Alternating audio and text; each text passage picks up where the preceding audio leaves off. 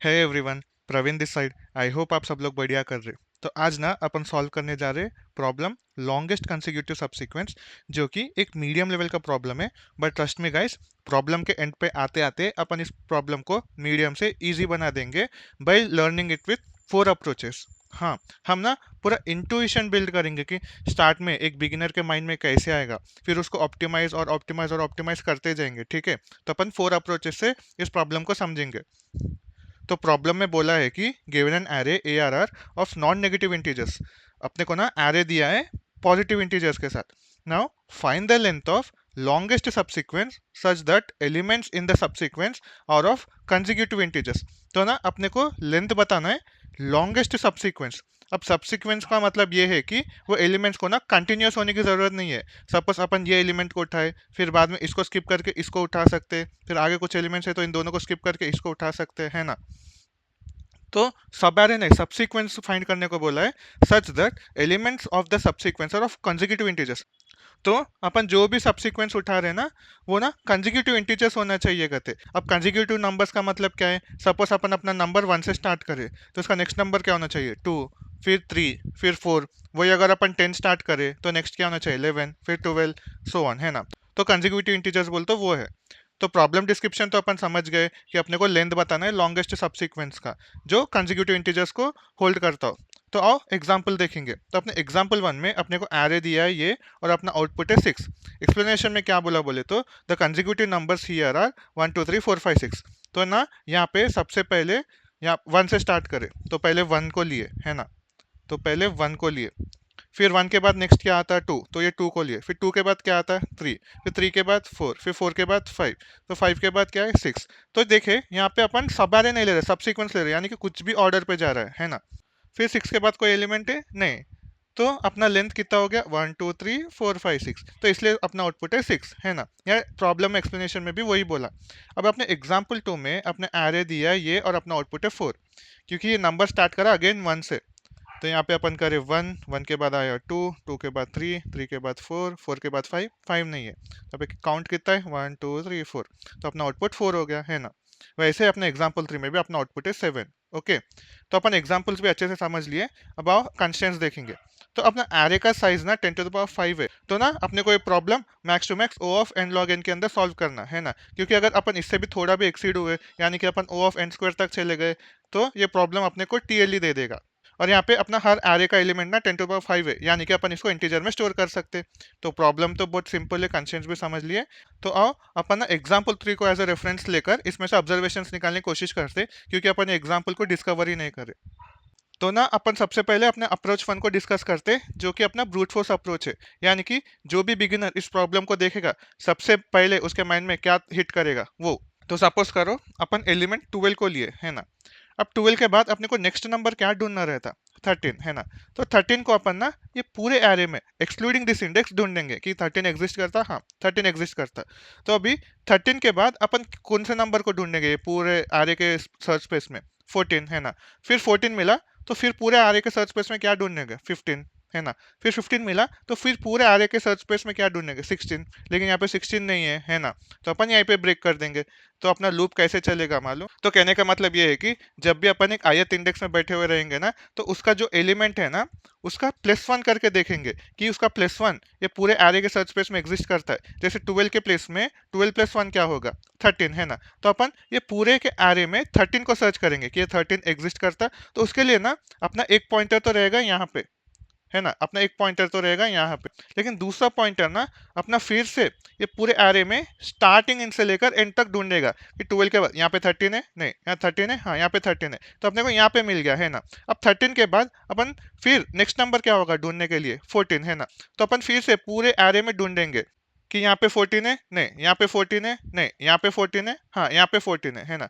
और फिर 14 को ढूंढने के बाद अपन अपने लूप को फिर से रिस्टार्ट करेंगे फॉर सर्चिंग 15, है ना। तो फिर से जब ये पॉइंटर यहाँ पे बैठा हुआ होगा 15 के लिए ढूंढेंगे, तो ये चेन कैसा बन रहा है दिख रहा है ना आपको? पहले 12 को ढूंढ रहे, फिर 12 के बाद अपन 13 को ढूंढ रहे, 13 के बाद 14 को ढूंढ रहे, 14 के बाद 15 को ढूंढ रहे।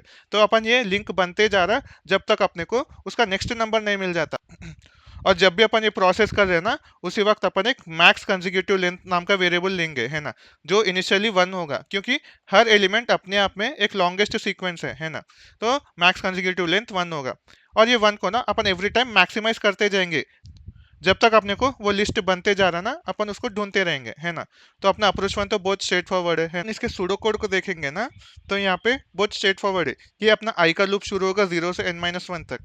तो अपन हर बार ना अपने करंट नंबर को लेंगे जो कि एरे ऑफ आई होगा, और अपना करंट लेंथ जो कि सिंस अपन एक एलिमेंट को ले लिए तो लेंथ 1 होगा, है।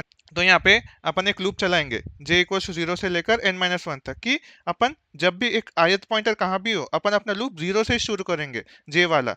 और वहां पे चेक करेंगे कि एरे ऑफ जे अपना इक्वल इक्वल है करंट नंबर प्लस 1, यानी कि अगर अपना करंट नंबर 12 है तो 12 के बाद क्या आएगा, 13, है ना। तो अपना एरे ऑफ जे 13 के बराबर है, अगर हाँ तो अपन करंट नंबर को एक से इंक्रीमेंट कर देंगे, और जे को ना फिर से रीसेट करेंगे 0, क्योंकि अपना करंट नंबर अभी 13 से अपडेट होकर क्या हुआ है, 14 हुआ है ना। तो अपन 14 को ढूंढना है, और 14 को ढूंढने के लिए अपने को फिर से शुरू से ढूंढना पड़ता है, इसलिए अपन अपने करंट नंबर को अपडेट कर दिए और जे को भी अपडेट कर दिए, है ना। तो ये अपना फॉर लूप से मैक्सिमम करंट लेंथ बनते रहेगा, है ना। और जब अपन ये पूरे लूप को एग्जॉस्ट कर जाएंगे, तो अपना मैक्स लेंथ जो कि अपने को एक्चुअली भिजाना है, उसका मैक्सिमाइज करेंगे बाय प्रीवियस मैक्स लेंथ और जो करंट लेंथ बन के आया। और ये सब एग्जीक्यूशन होने के बाद अपने मैक्स लेंथ में जो भी वैल्यू होगा ना, अपन उसको रिटर्न कर देंगे। तो ये है अपना ब्रूट फोर्स का कोड। एंड आप लोग को अगर ये अप्रोच आपके अंदर आया, तो pat your backs and congratulation, क्योंकि आप लोग प्रॉब्लम को समझे और आप लोग ने एक अटेम्प्ट दिए प्रॉब्लम को सॉल्व करने के लिए, है ना। लेकिन अगर आपको ये अप्रोच नहीं आया, कोई बात नहीं, क्योंकि जब आप शुरू में डीएसए करते हो, थोड़े प्रॉब्लम्स ऐसे ओवरवेलमिंग रख सकते हैं। तो ये था अपना ब्रूट फोर्स अप्रोच। तो यहाँ पे अगर अपन इसकी टाइम कॉम्प्लेक्सिटी की बात करें, तो इसका टाइम कॉम्प्लेक्सिटी क्या होगा, यहाँ पे ना अपन दो फॉर लूप लगा रहे, एक फॉर लूप आई के लिए और एक फॉर लूप जे के लिए। तो इसका ओवरऑल टाइम कॉम्प्लेक्सिटी होगा अपना ओ ऑफ एन स्क्वायर। और इसका स्पेस कॉम्प्लेक्सिटी क्या होगा, सिंस यहाँ पे अपन वेरिएबल्स के अलावा कुछ एक्स्ट्रा स्पेस नहीं ले रहे, जैसे कि ये वेरिएबल हो गया, ये वेरिएबल हो गया, फिर मैक्स लेंथ का एक वेरिएबल हो जाएगा, तो इसका स्पेस ओ ऑफ 1 ही रहेगा, है ना, क्योंकि अपन बस वेरिएबल्स के साथ खेल रहे। तो जैसे मैं शुरू में बोला था कि अपना ओ ऑफ एन स्क्वायर वाला अप्रोच तो पास होने से रहा, क्योंकि अपना टाइम कंस्टेंट 10⁵ है। तो अपने को इसको ज्यादा से ज्यादा ओ ऑफ एन लॉग एन के अंदर सॉल्व करना है ना। तो आओ इसको ना ऑप्टिमाइज करने की कोशिश करते। तो अपने अप्रोच वन में अपना time complexity O of N square पे जा रहा था, है ना, जिसको अपने को ऑप्टिमाइज करना था। तो ऑप्टिमाइज करने के लिए अपन इसमें ज्यादा से ज्यादा ओ ऑफ एन लॉग एन लगा सकते। तो इसमें सॉर्टिंग करके क्या अपन अपने प्रॉब्लम को सॉल्व कर सकते। तो देखा जाए तो अपने को कंसेक्यूटिव एलिमेंट्स ढूंढना है ना। तो कंसेक्यूटिव एलिमेंट्स अगर अपन रफली लिखे तो कैसा होगा कि अगर अपना करंट एलिमेंट ए है, तो उसका नेक्स्ट एलिमेंट क्या होना चाहिए, a+1, है ना। उसका नेक्स्ट एलिमेंट क्या होना चाहिए, a+2।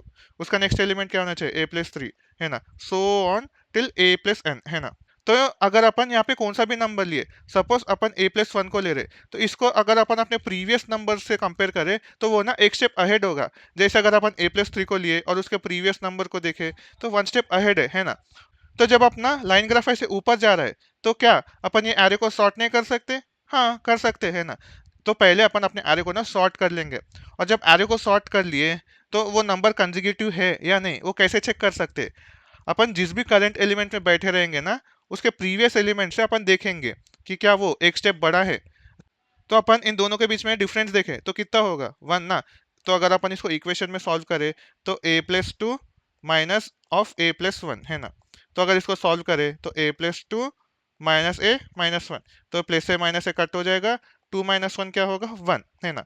तो यहाँ पे आप कौन सा भी सीक्वेंस को ले लो, यानी कि कौन से भी पेयर्स को ले लो, जैसे a+3 को ले लो, a+2 को ले लो, a+2 a+1, a+1 a, है ना। अपना डिफरेंस ना हर बार 1 का ही रहेगा, है ना। तो ये है एक ऑब्जर्वेशन कि वो नंबर्स कंटिन्यूअस है या नहीं कैसे पता कर सकते। एक बार सॉर्ट कर लिए, तो हर करंट एलिमेंट ना उसके प्रीवियस नंबर से अगर बड़ा हो रहा है, कंटिन्यूअस इंटीजर्स फॉर्म कर रहा है ना। तो आओ इन दोनों ऑब्जर्वेशन पॉइंट से इसको सॉल्व करने की कोशिश करते। तो यहाँ पे मैं इस एरे को सॉर्ट करा और उसका सॉर्टेड वर्जन कुछ ऐसा रहता है ना। तो अपना इससे स्टेप 1 तो हो गया, है ना, मैं यहाँ पे लिख लेता हूँ। तो इससे अपना स्टेप 1 तो हो गया। अब स्टेप 2 क्या करना है, अपने को देखना है कि अपना करंट नंबर अपने प्रीवियस नंबर से एक स्टेप बड़ा है या नहीं। तो अपन इसको इंडेक्स 0 तो स्टार्ट नहीं कर सकते, क्योंकि यही स्टार्टिंग नंबर है, इसके पीछे कोई नंबर है नहीं, है ना। तो अपन इंडेक्स नंबर 1 से स्टार्ट करते, और इंडेक्स नंबर 1 से स्टार्ट करने से पहले, सिंस ये नंबर अपने आप में एक मैक्सिमम सीक्वेंस हो सकता है, तो अपन अपने करंट सीक्वेंस को ना 1 से इनिशियलाइज करते हैं, है ना? और अपना एक मैक्सिमम सीक्वेंस भी होगा जो कि 1 से स्टार्ट होगा। और अपना एम क्या होगा, इस मैक्सिमम सीक्वेंस को मैक्स टू मैक्स करना है। तो सबसे पहले अपन इंडेक्स नंबर 1 को आएंगे, इससे पूछेंगे इसके और इसके बीच में का डिफरेंस 1 है, यानी कि 10 माइनस 9 1 है, हाँ 1 है। तो यहाँ पे अपना करंट सीक्वेंस का लेंथ 1 से हो जाएगा 2, है ना? और सिंस ये बड़ा तो अपना मैक्सिमम सीक्वेंस भी 2 हो जाएगा। तो फिर अभी अपन अपने इंडेक्स नंबर 2 को पूछेंगे कि क्या इसके और इसके बीच में का डिफरेंस 1 है, हाँ। तो ये अपडेट होगा बाई 1 2 से लेकर 3 तक, है ना? और अपना सिंस करंट सीक्वेंस बड़ा है, मैक्सिमम सीक्वेंस है, तो मैक्सिमम सीक्वेंस भी 3 होगा। फिर अपन आएंगे इंडेक्स नंबर 2, अगेन 12 माइनस 11 क्या होगा 1। तो ये फिर से अपडेट होकर ये हो जाएगा 4 और ये हो जाएगा 4, है ना? तो फिर आएंगे इंडेक्स नंबर 4 पे एंड वही कहानी चलते रहेगा। लेकिन सपोज अगर अपने इंडेक्स नंबर 4 पे 13 ना होकर 18 होता, है ना? कि यहाँ पे 13 ना होकर ये 18 होता और ये नंबर 19 होता, ये नंबर 25 होता। तो अभी अपन डिफरेंस देखेंगे 18 और 12 के बीच में। तो 18 माइनस 12 क्या होगा 6, है ना? लेकिन अपने को डिफरेंस चाहिए था 1, तो अपना यहीं पे वायलेट हो गया। तो जब भी अपना ऐसा वायलेट हो जाएगा ना, अपन अपने करंट सीक्वेंस का जो भी लेंथ होगा ना उसको रीसेट करके 1 कर देंगे, है ना? और अपना ये मैक्सिमम सीक्वेंस है वो तो हर बार मैक्सिमाइज होते रहेगा। तो 1 इज लेस देन 4, तो ये तो अपडेट होने से रहा है ना? तो अपन अपने स्टेप नंबर 1 से सॉर्ट कर देंगे और स्टेप नंबर 2 से हर बार जब भी अपन अपने करंट पॉइंटर पे रहेंगे तो प्रीवियस पॉइंटर से पूछेंगे कि क्या अपन दोनों के बीच का डिफरेंस 1 बन रहा है। अगर हाँ, तो करंट सीक्वेंस को 1 से इंक्रीमेंट कर देंगे और मैक्सिमम सीक्वेंस को भी अपडेट करते जाएंगे। लेकिन अपने को कभी भी दो पेज के बीच में का डिफरेंस 1 नहीं मिला, जैसे अपने को यहाँ पे हुआ था, तो अपन करंट सीक्वेंस को 1 पे रीसेट कर देते थे, है ना? तो ये था अपना अप्रोच नंबर 2। तो यहाँ पे ना अपन प्योरली ऑब्जर्वेशन पे कि ये एरे में अपने को क्या ढूंढना है ना? वो उसको अपन 2 स्टेप्स में अच्छे से समझे। तो आओ इसका कोड देखेंगे। तो ये है अपना कोड सी प्लस प्लस में, लेकिन अपना लॉजिक लैंग्वेज इंडिपेंडेंट है ना? तो सबसे पहले अपना फंक्शन का नाम है लॉन्गेस्ट कंसेक्यूटिव, जहाँ पे अपने को एरे दिया है ना? तो सबसे पहले मैं एरे को सॉर्ट कर लिया और यहाँ पे दो वेरिएबल्स क्रिएट कर लिया, मैक्सिमम कॉन्जिक्यूटिव, करंट कॉन्जिक्यूटिव, जो कि इनिशियली 1 होगा, है ना? तो अपन अपना लूप को आई इक्वल्स टू 1 से स्टार्ट कर रहे हैं, है ना? क्योंकि अपन 0 से स्टार्ट नहीं कर सकते, क्योंकि उसका प्रीवियस एलिमेंट नहीं हो सकता। तो 1 से स्टार्ट कर रहे एन तक और एवरी टाइम आई को इंक्रीमेंट कर रहे। तो यहाँ पे मैं कुछ एक स्पेशल कंडीशन लगाया कि जब तक अपना एरे ऑफ आई और एरे ऑफ आई माइनस 1 का बीच का डिफरेंस 0 होगा तो कंटिन्यू करो। तो ये बेसिकली ये स्टेप अपन कर रहे हैं टू हैंडल डुप्लीकेट एलिमेंट्स। यहाँ पे लिख लेता हूँ, तो हैंडल डुप्लीकेट एलिमेंट्स, है ना? क्योंकि जब अगर सपोज अपने एरे में 9 के बाद 9999 ऐसे आया, तो ये तो अपने कंडीशन को वायलेट करेगा ना। तो अपन को बस नंबर को एक ही बार देखना है, तो जितने बार भी डुप्लीकेट्स आ रहा, यानी कि 9 के बाद फिर से 9999 आ रहा, तो अपने को सबको ट्रिम करना है ना? तो उसको इग्नोर करने के लिए ना अपन वो आइट्रेशन को कंटिन्यू कर दे रहे, यानी कि यहाँ पे नीचे एग्जीक्यूट नहीं कर रहे और अपने आई प्लस प्लस हो जाएगा।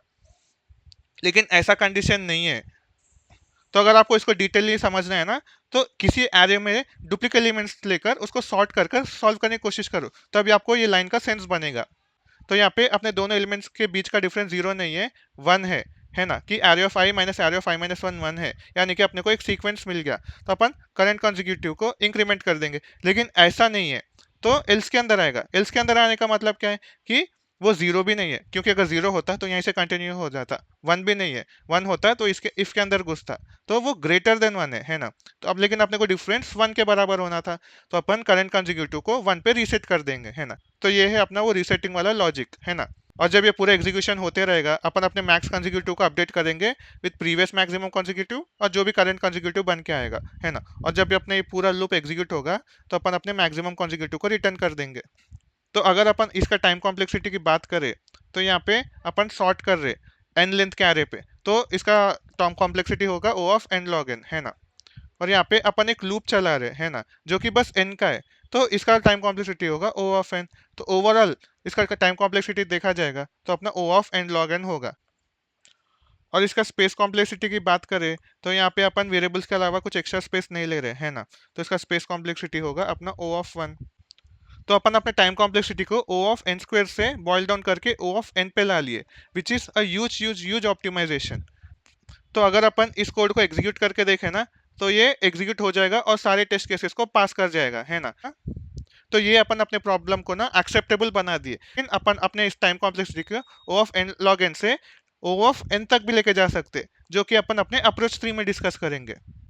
कि how is it even possible कि O of N log N इच अपने को लगता है कि एकदम एफिशिएंट प्रॉब्लम है, लेकिन नहीं, ओ ऑफ एन लॉग एन से अपन इसको ओ ऑफ एन तक भी लेके जा सकते। तो अपन अपने अप्रोच ट्री में क्या टारगेट लगाए कि अपना टाइम कॉम्प्लेक्सिटी को O of N log N से अपना ओ ऑफ एन पे लेके जाएंगे, है ना। लेकिन ये पॉसिबल भी कैसा है, तो अपन ना यहाँ पे एक नया कॉन्सेप्ट के बारे में पढ़ने जा रहे हैं जिसको काउंटिंग सॉर्ट बोलते हैं, है ना। अब we are going to learn about counting sort, है ना। तो नाम से तो ये बहुत भयानक लग रहा होगा कि सॉर्टिंग में क्या काउंटिंग लगा रहे कुछ भी, लेकिन ट्रस्ट में काउंटिंग सॉर्ट से ना आप जब भी जहां भी सॉर्ट फंक्शन लगाते हो ना उसको और ऑप्टिमाइज कर सकते हो थ्रू काउंटिंग सॉर्ट, क्योंकि क्योंकि इसका टाइम कॉम्प्लेक्सिटी ना अपने को somewhere near O of N ही आता है। तो अपने को ये एलिमेंट्स को ना सॉर्टेड वे में अरेंज करना है ना, क्योंकि अगर अपन इसको एलिमेंट्स को सॉर्टेड वे में अरेंज कर दिए तब तो अपना यहाँ पे जैसे एग्जीक्यूशन कर लिए थे ये वाला, ये कर सकते। तो इसका मेन एम क्या है, बस ये एरे को सॉर्ट करना है इन ओ ऑफ एन टाइम कॉम्प्लेक्सिटी, है ना। तो इसके लिए अपन टाइम काउंटिंग सॉर्ट यूज करें। अभी काउंटिंग सॉर्ट कैसे काम करता है बोले तो अपन ना एक एरे का बड़ा सा साइज लेंगे, है ना, कि अपन एक एरे का बड़ा सा साइज लेंगे। लेकिन ये एरे का बड़ा सा साइज कितना बड़ा हो सकता है, तो वो एरे का लेंथ ना ये एरे में जितने भी एलिमेंट्स है ना उसका मैक्सिमम होगा। यानी कि अगर अपन ये एरे में सबसे मैक्सिमम एलिमेंट क्या है 15 है ना, तो एरे का लेंथ ना 15 होगा। तो सबसे पहले अपन एरे ले लेते हैं 15th लेंथ का, है ना। तो यहाँ पे इसका इंडेक्सिंग करते हैं, ये होगा 0 1 2 3 so on till 9 10 11 12 13 14 15, ओके। तो अब यहाँ पे अपन जस्ट मैक्सिमम एलिमेंट के जितना लेते तो ये 15 को ये एरे के अंदर स्टोरी नहीं कर पाते, क्योंकि अगर अपन 15 लेंथ का एरे लेंगे तो अपना इंडेक्सिंग टिल 14 तक ही जाएगा। लेकिन अपने को 15th एलिमेंट को भी कंसिडर करना है, तो ये एरे का साइज ना मैक्सिमम एलिमेंट जितना भी होगा ना उसका +1 होगा, है ना। तो यहाँ पे लिख लेता हूँ इसका लेंथ क्या होगा, length will be maximum number का +1 होगा, है ना। तो अपन ये एरे तो ले लिए, लेकिन ये एरे क्यों लिए वो देखते। तो ना जहां भी मेरे को ये एलिमेंट आएगा ना मैं वहां पे 1 मार्क कर दूंगा। जैसे यहाँ पे अपना 15 आया ना, तो 15 के प्लेस में 1 मार्क कर दिया। 13 के प्लेस में 1, 12 के प्लेस में 1, 14 के प्लेस में 1, 11 के प्लेस में 1, 10 के प्लेस में 1, 9 के प्लेस में 1, है ना। तो यहाँ पे ये एलिमेंट जहाँ भी आ रहे हैं ना, तो यहाँ पे मैं ये एलिमेंट है ना इसको यहाँ पे इंडेक्स के वे में एक्सेस करके वो प्लेस में 1 को अपडेट कर दिया। जैसे यहाँ पे 10 के प्लेस में 1 को अपडेट कर दिया, 14 के प्लेस में 1 को अपडेट कर दिया एंड सो ऑन, है ना। तो इससे अपना स्टेप नंबर 1 हो जाएगा। यहाँ पे लिख लेता हूँ, तो इससे अपना अपना स्टेप नंबर 1 हो गया। लेकिन अपन ये करके अचीव क्या करें, तो यहाँ पे अगर आप देखोगे यहाँ पे ना अपना एक सीक्वेंस फॉलो हो रहा है, not in elements but in indexes. देखो कि 9 से लेकर 15 तक अपने को सारे एलिमेंट्स 1 है। यहाँ पे 1 होने का मतलब क्या है कि ये सभी एलिमेंट्स को ना अपन ये एरे में देख चुके, और अपन इसको इंडेक्स के वे में देखे तो 9 आ रहा, फिर 10, फिर 11, फिर 12, 13, है ना। तो ये अपना कंटिन्यूस सीक्वेंस बना रहा है कंटिजियस इंटीजर्स के लिए, है ना। ऐसा आ रहा है कि नहीं, क्योंकि हर किसी भी एरे ले लो वो एरे का ना इंडेक्स हमेशा कंटिन्यूस नंबर से होता है। जैसे ये इंडेक्सेस देखो, यहाँ से 0 से 6 और ये 9 से 15 अपना कॉन्जिक्यूटिव नंबर्स है ना। तो अपन instead of using the array elements we are using their indexes, और वो इंडेक्सेस वैलिड है या नहीं वो कैसे बोल रहे हैं अपन, अगर वहाँ पे 1 मार्क दे तो वो वैलिड है, सिंपल ना। और जहाँ भी अपना 1 नहीं है तो वहाँ पे अपन सिंपली 0 0 0 0 फिल कर देंगे। तो ये अपना main logic behind counting sort, कि अगर आप एरे को सॉर्ट नहीं कर सकते ना तो एक बड़ा सा एरे ले लो, और वो बड़ा सा एरे कितना होगा, इसमें जो भी मैक्सिमम नंबर होगा ना उसका +1, क्योंकि why not just maximum number, क्योंकि अपने को मैक्सिमम नंबर को भी स्टोर करना है ना, लेकिन अपना इंडेक्सिंग 0 से होता है। तो अपन उसमें +1 कर देंगे ताकि वो मैक्सिमम नंबर भी स्टोर कर सके। स्टेप नंबर 2 में अपन क्या करते, ये जो एलिमेंट है ना इसको अपन इंडेक्स कैसे ट्रीट करते इस एरे में, और वहां पे कुछ तो भी फिल कर देते। अब यहाँ पे अपन ये प्रॉब्लम के हिसाब से अपन 1 ही स्टोर कर रहे, लेकिन आपको 15 का ऑकरेंस मल्टीपल टाइम्स आएंगे और आपका प्रॉब्लम स्टेटमेंट कुछ ऐसा है, तो यहाँ पे आप इंक्रीमेंट करते रह सकते। लेकिन सिंस जैसे अपन ऊपर देखे थे कि डुप्लीकेट्स को अवॉइड करना है, तो मैं इसको एक ही बार 1 बोल के लिख रहा। वैसे ही ये 9 को भी जो यहाँ पे एलिमेंट है यहाँ पे इसको इंडेक्स का ऐसा ट्रीट करके वहाँ पे 1 मार्क कर दे रू, है ना। और जहाँ भी अपने को 1 1 आ रहा, अगर उसके इंडेक्सेस को देखेंगे तो वो अपना सॉर्टेड वे में आ रहा है ना। तो यहाँ पे we are dealing with indexes which are acting as number of this array, है ना। और एक बार अपने को ऐसे कॉन्जिक्यूटिव इंटीजर्स मिले जहाँ पे अपने को पूरे वैल्यूज वन वन है, उसके बाद अपन क्या कर सकते, सिंपली अपने मैक्सिमम लेंथ को मैक्सिमाइज कर दे सकते। और वो नंबर वैलिड है या नहीं कैसे पता करेंगे, अगर वहाँ पे जीरो है तो वो वैलिड नहीं है, लेकिन अगर वन है तो वो वैलिड है ना। लेकिन वो वैलिड होने के बाद भी अपन अभी उन दोनों के बीच में वो दोनों नंबर्स कंसेक्यूटिव है या नहीं वो कैसे पता कर, इन दोनों का डिफरेंस लेकर अगर अपने को जीरो आ रहा है तभी वैलिड है, क्योंकि अगर अपन 14 का 13 से डिफरेंस ले तो वन आएगा, 13 का 12 से ले तो वन आएगा, 12 से 11 का ले तो वन आएगा, है ना। तो अगर अपने दोनों कंसेक्यूटिव इंडेक्सेस के बीच में डिफरेंस वन आ रहा है तो अपन उस एलिमेंट को लेंगे। तो ये ना इंट्यूटिव प्रॉब्लम नहीं है, लेकिन इससे आई होप आप लोगों को कुछ नया चीज सीखने को मिला। तो जहां भी अपने को सॉर्टिंग को ओ ऑफ एन के अंदर करना है ना, please give it a try with the counting sort. तो इसको अपन बहुत थियोरेटिकली समझ लिए ना, तो आओ इसका कोड देखेंगे। तो अगेन अपना कोड सी प्लस प्लस में। तो सबसे पहले मैं मैक्सिमम एलिमेंट को फाइंड करा। तो ये सी प्लस प्लस का इनबिल्ट फंक्शन है जो अपने को मैक्सिमम एलिमेंट उठा के देता, स्टार्टिंग ऑफ एरे से लेकर एंडिंग ऑफ एरे तक। तो मैक्सिमम एलिमेंट को लेने के बाद मैं एक फ्रीक्वेंसी एरे बनाया, मैक्सिमम एलिमेंट प्लस वन, है ना। प्लस वन क्यों ले रहे हैं आपको पता है, और सबको जीरो से इनिशियलाइज कर दिया। और इसके बाद ना एरे का साइज लेकर एन में स्टोर कर दिया। फिर एक लूप चला रहा, लूप में क्या कर रहा हूँ, हर एरे के एलिमेंट पे जा रहा हूँ, और वो एरे का एलिमेंट ना इंडेक्स कैसा काम करेगा फॉर फ्रीक्वेंसी, है ना। तो सबसे पहले ए आर ऑफ आई को इंडेक्स वेरिएबल में स्टोर करके that will be acting as index for the frequency आ रही है ना, तो वहाँ पे वन को असाइन कर दे रहे हो, सिंपल। तो इससे अपना ये स्टेप नंबर वन वाला लॉजिक हो जाएगा, है ना। तो उसके बाद वही सेम चीज़ कि मैक्सिमम कंसेक्यूटिव करंट कंसेक्यूटिव जो इनिशियली वन वन होगा, और अपना लूप चला रहा हूँ आई इक्वल्स टू वन से आई लेस देन और इक्वल्स टू मैक्सिमम एलिमेंट, लेकिन लूप चला रहा हूँ फ्रीक्वेंसी एरे में, not in the given array, है ना, क्योंकि अपन अपने फ्रीक्वेंसी एरे को अपडेट कर दिए। तो हर एलिमेंट पे जा रहा हूँ और चेक कर रहा हूँ, अगर frequency of I equal equal to zero है तो कंटिन्यू कर दो, यानी कि जहाँ पे अपने को जीरो वन टू ये पूरे वैल्यू जीरो है ना, तो ये यहाँ पे कंटिन्यू कर दो, क्योंकि इससे कोई काम ही नहीं है अपने को काम है जहाँ भी अपने को वैल्यू वन आ। तो ये अगर एग्जीक्यूशन यहाँ पे कंटिन्यू नहीं हुआ तो यहाँ पे आएगा, यहाँ पे दोनों के बीच का डिफरेंस देख रहा हूँ कि अगर frequency of I minus one और फ्रीक्वेंसी आई के बीच का डिफरेंस जीरो है तो मैं करंट कंसेक्यूटिव को एक से इंक्रीमेंट कर दे दूँ, है ना। कि जैसे अपना 11 और 10 के बीच का डिफरेंस क्या आएगा, जीरो। 12 और 11 के बीच में क्या आएगा, जीरो। लेकिन अगर अपन 9 और यहाँ पे अगर 8 होता उसका डिफरेंस लिए जो कि इसका वैल्यू जीरो होता, तो 9 माइनस एट क्या होता, 1 माइनस जीरो जो कि 1 है ना। तो अगर ऐसा ना होकर कुछ और आता, तो यहाँ पे अपन अपने करंट कंसेक्यूटिव को रीसेट करते बाय वन, एंड यहाँ पे अपना मैक्स कंसेक्यूटिव ले रहे by max of max consecutive and current consecutive, है ना। और जब पूरा लूप एग्जीक्यूट होगा तो अपना मैक्सिमम कंसेक्यूटिव जो भी होगा अपन उसको रिटर्न कर देंगे, है ना। तो यहाँ पे अपन कुछ भी नहीं सॉर्टिंग वाला ही दिमाग लगाए, लेकिन थोड़ा स्मार्टली खेल गए। तो अभी इसका टाइम कॉम्प्लेक्सिटी क्या रहता है, यहाँ पे अपन एक फॉर लूप लगाए एन साइज का, है ना। तो ये इसका time complexity O of N हो गया। लेकिन यहाँ पे अपन एक लूप लगाए ओ ऑफ मैक्स एलिमेंट का, है ना, मैक्स एलिमेंट प्लस वन, है ना, क्योंकि अपन max element one plus one का एरे का साइज लिए फ्रीक्वेंसी के लिए। तो इसका टाइम कॉम्प्लेक्सिटी होगा ओ ऑफ मैक्स एलिमेंट, और प्लस वन को अपन इग्नोर भी कर सकते, है ना, क्योंकि वो एक कांस्टेंट है। और इसका स्पेस कॉम्प्लेक्सिटी क्या होगा, इसका स्पेस कॉम्प्लेक्सिटी भी अपन यहाँ पे फ्रीक्वेंसी एरे यूज कर रहे हैं फॉर मैक्सिमम एलिमेंट, है ना। तो इसका स्पेस कॉम्प्लेक्सिटी भी होगा अपना ओ ऑफ मैक्स एलिमेंट, है ना।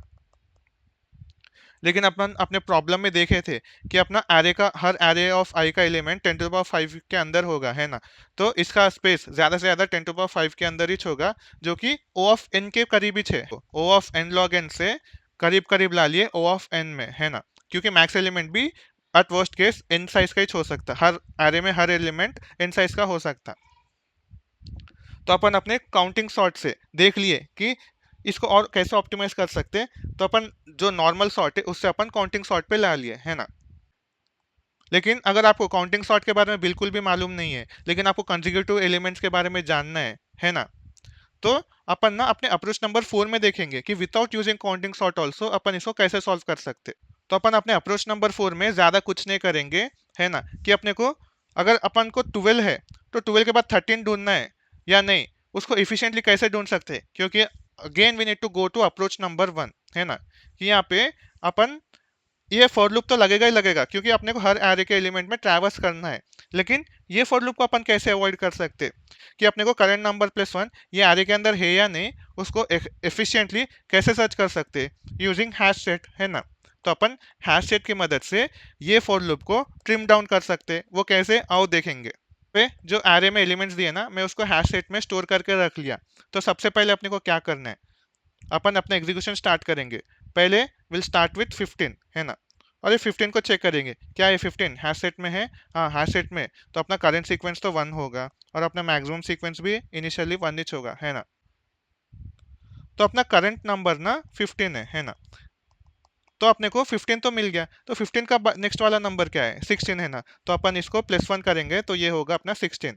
तो अभी अपन ढूंढेंगे, क्या ये 16 ये हैश सेट के अंदर एग्जिस्ट करता? नहीं, हैश सेट के अंदर नहीं है। तो अपन अपने अप्रोच 1 में इसी को ढूंढने के लिए और एक फॉर लूप लगा रहे थे, लेकिन यहाँ पे अपन हैश सेट की मदद से ओ ऑफ 1 के अंदर फाइंड कर सकते हैं कि एक पर्टिकुलर नंबर उस सेट के अंदर है या नहीं, है ना। तो 16 नहीं है, तो अपना ये करंट सीक्वेंस बढ़ेगा नहीं और अपना लूप यहीं पे ब्रेक हो जाएगा। तो सिंस अपने को यहाँ पे 16 नहीं है, तो अपना करंट सीक्वेंस का लेंथ बढ़ेगा नहीं। तो अपन जाएंगे अपने नेक्स्ट नंबर पे। तो अपन आएंगे पहले 13 पे। तो अपना करंट नंबर अभी होगा 13, है ना। तो 13 तो है। 13 के बाद नेक्स्ट नंबर क्या आएगा? 14। तो अपन ढूंढेंगे 14 को, है ना, कि 14 क्या हैश सेट के अंदर एग्जिस्ट करता? हाँ, 14 हैश सेट के अंदर एग्जिस्ट करता। तो अपना करंट सीक्वेंस 1 से होगा 2 होगा और अपना मैक्सिमम सीक्वेंस भी 1 से 2 हो जाएगा, है ना। तो फिर अभी 14 के बाद नेक्स्ट नंबर क्या होगा ढूंढने के लिए? 15। तो अपन 15 को ढूंढेंगे। तो क्या ये 15 ये हैश सेट के अंदर एग्जिस्ट करता? हाँ, 15 यहाँ पे। तो अगेन अपना करंट सीक्वेंस 1 2 से अपडेट होगा 3 पे, है ना। इसको क्लीन करके लिख लेता हूँ। यहाँ पे आएगा 3 और सिंस अपना करंट सीक्वेंस मैक्सिमम सीक्वेंस से बड़ा है तो ये भी अपना हो जाएगा 3। तो 15 के बाद अपना नेक्स्ट नंबर क्या होगा ढूंढने के लिए? 16, है ना। तो क्या 16 इसके अंदर एग्जिस्ट करता? नहीं, एग्जिस्ट नहीं करता। तो अपना करंट सीक्वेंस रीसेट हो जाएगा 1, है ना। तो करंट सीक्वेंस रीसेट हो गया टू 1। तो ये एग्जीक्यूशन ऐसे चलते रहेगा। तो अपन ये हैशसेट की मदद से क्या रहे कि अप्रोच 1 में अपन एक फॉर लूप लगा रहे थे ना जे के लिए, 0 से लेकर n-1 को। तो उसके लिए अपन और एक लूप लगा रहे थे, लेकिन इफेक्टिवली ढूंढने के लिए अपन उसको हैशसेट यूज कर रहे हैं। I want you guys to execute this, क्योंकि ये भी वैसे ही सेम है, बस अपन ना ओ ऑफ 1 में एलिमेंट है या नहीं उसको फाइंड कर रहे हैं। तो आओ इसका कोड देखेंगे। तो अगेन अपना कोड सी प्लस प्लस में। तो सबसे पहले यहाँ पे मैं हैश सेट लिया और सभी एलिमेंट्स को जो एरे के अंदर है उसको हैश सेट के अंदर इंसर्ट कर दिया, है ना। तो उसके बाद मैं अपना मैक्सिमम कॉन्जिक्यूटिव जो कि 1 है उसको डिक्लेयर कर लिया और एरे का साइज। तो हर बार एरे को आइटरेट कर रहे 0 से लेकर n तक। और उसमें अगर अपना एरे ऑफ आई अगर सेट के अंदर नहीं है तो कंटिन्यू कर रहे, है ना। लेकिन ऐसा नहीं है, तो अपन अपने करंट नंबर को इनिशियलाइज कर रहे जो कि एरे ऑफ आई रहेगा। करंट कॉन्जिक्यूटिव को इनिशियलाइज कर दिए जो कि 1 पे होगा, है ना।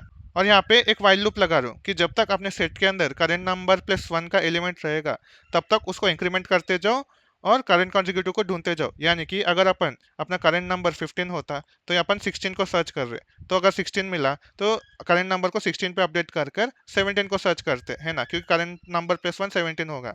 तो ऐसे ये बढ़ते जाएगा और जब तक अपने को मिलते जाएगा अपन अपने करंट कॉन्जिक्यूटिव को +1 से इंक्रीमेंट करते जा रहे हैं। लेकिन एक ऐसा केस आएगा जहाँ पे अपने करंट नंबर +1 ये सेट के अंदर नहीं मिलेगा। तो ये पूरा लूप होने के बाद अपने करंट कॉन्जिक्यूटिव में जो भी आया अपन उसको मैक्सिमाइज करने की कोशिश कर रहे हैं। तो maximum consecutive will be max of maximum consecutive and current consecutive. और जब ये पूरा लूप हो जाएगा तो अपन अपने मैक्सिमम कॉन्जिक्यूटिव को रिटर्न कर देंगे, है ना। तो बस अपन ये स्टेप से वो जो एक्स्ट्रा फॉर लूप था ना उसको स्किप कर दे रहे। तो अगर अपन इसका टाइम कॉम्प्लेक्सिटी की बात करें तो यहाँ पे अपन एक एन लूप चला रहे, है ना, सेट के अंदर इंसर्ट करने के लिए। तो ये ओ ऑफ एन रहता। तो यहाँ पे आउटर एक फॉर लूप लग रहा ओ ऑफ एन के लिए, लेकिन यहाँ पे एक इनर फॉर लूप भी तो लग रहा जो कि हर बार सेट में चेक कर रहा कि वो करंट नंबर +1 है या नहीं। लेकिन जैसे मैं बोला था सेट में कोई नंबर है या नहीं सर्च करने के लिए अपना टाइम कॉम्प्लेक्सिटी ना ओ ऑफ 1 होता है, क्योंकि यहाँ पे अपन हैश सेट यूज कर रहे हैं ना। तो इसका टाइम कॉम्प्लेक्सिटी ना ओ ऑफ 1 ही होगा। तो ये लूप का अपना ओवरऑल टाइम कॉम्प्लेक्सिटी ना ओ ऑफ एन ही होगा, है ना। तो ये ओ ऑफ एन हो गया और ये ओ ऑफ एन हो गया, है ना। तो इसका टाइम कॉम्प्लेक्सिटी अपना ओ ऑफ एन हो गया। और अगर अपन इसकी स्पेस कॉम्प्लेक्सिटी की बात करें तो यहाँ पे अपन एक हैश सेट ले रहे हैं ना, और वर्स्ट केस में ये हर इंडिविजुअल एलिमेंट्स को ऐड कर सकता है। तो जितना एरे का साइज होगा उतने एलिमेंट्स को स्टोर कर सकता है। तो इसका स्पेस कॉम्प्लेक्सिटी भी ओ ऑफ एन होगा। ये था अपना अप्रोच नंबर 4। तो अपन ना शुरू करें अपने अप्रोच नंबर 1 से, है ना, कि अपन अपने ब्रूट फोर्स वे में गए, फिर उसको सॉर्ट करके देख लिए, फिर अपन काउंटिंग सॉर्ट के बारे में पढ़े एंड फाइनली अपन अपने हैश सेट से पढ़े, है ना। So I hope you guys like this video, क्योंकि अपन अपने इंट्यूशन को ना स्क्रैच से स्टार्ट कर कर उसमें से ऑब्जर्वेशंस ढूंढ ढूंढ के उसको ऑप्टिमाइज और ऑप्टिमाइज और ऑप्टिमाइज करते गए, है ना। आई नो वीडियो बहुत लेंथी हो गया, बट यहाँ पे बहुत कुछ था लर्न करने के लिए। सो अगर आपको वीडियो अच्छे लगे तो प्लीज लाइक करना, शेयर करना, सब्सक्राइब करना, वीडियो को ज्यादा से ज्यादा फैलाना। तो फिर मिलते हैं कल के वीडियो में। अगर आपको कहीं भी कुछ किसी भी पॉइंट पे कुछ भी डाउट हो ना, तो उसको कमेंट बॉक्स में पोस्ट करना। मैं कुछ भी इंप्रूवमेंट चाहिए तो उसको भी कमेंट बॉक्स में पोस्ट करना, मैं उसमें इंप्रूव करने की कोशिश करूंगा। तो फिर मिलते हैं कल के वीडियो में, solving any similar kind of problem. Till then, stay safe, stay happy and piece.